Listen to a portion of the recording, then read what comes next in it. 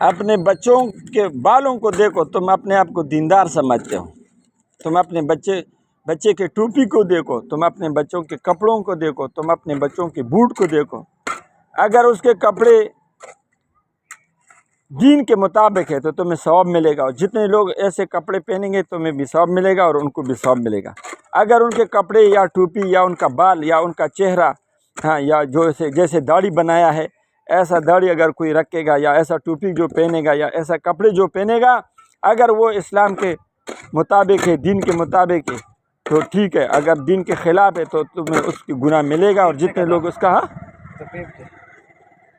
ٹھیک ہے. تو ابھی آپ لوگوں کا مرضی ہے کون سا ویڈیو بنانا چاہیں گے آج کے بعد.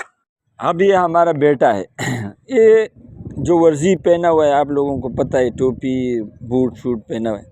میں نے ان سے کہا کہ تم آؤ، آپ کو میں ورزش دکھاتا ہوں کہ ورزش کیسے کرنا چاہیے. فضول دوڑ کر رہے ہو، فضول ٹائم ضائع کر رہے ہو. ایک ولی تھا، اللہ کا ولی تھا نا، ایک اللہ کا ولی تھا.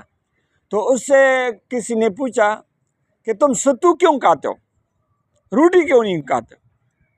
انہوں نے فرمایا کہ میں نے حساب لگایا کہ ستو کھانے پہ اور روٹی کھانے میں 40 کا 60 مرتبہ زیادہ دفعہ ذکر کر سکتا ہے انسان، اس لیے میں ستو کھاتا ہوں، روٹی کھانے سے میرا ٹائم ضائع ہوگا.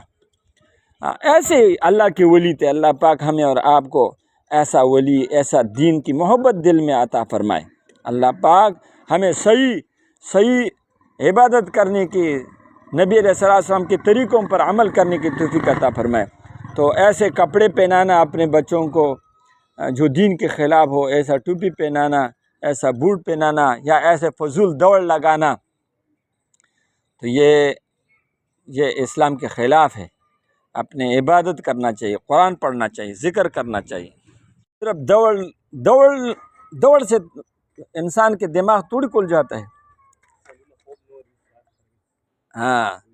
تو اپنا بچوں کو صرف یہ نہیں کہ تمہارے بچے روڈوں پہ ورزش کر رہے ہیں، دوڑ رہے ہیں. موت کا کوئی پتہ نہیں، موت سے پہلے موت کا تیاری کرو.